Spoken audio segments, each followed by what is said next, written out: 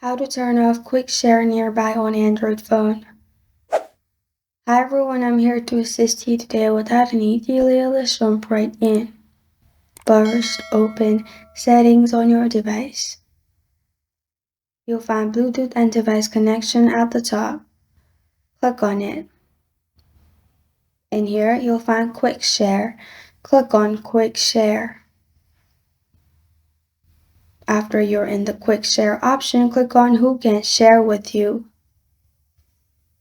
In here, you'll find Visible to Nearby Devices. Simply click on it and turn that off. Make sure the white circle is on the left side. That means it's turned off. And as you can see, no one will be able to share with you as visibility is turned off.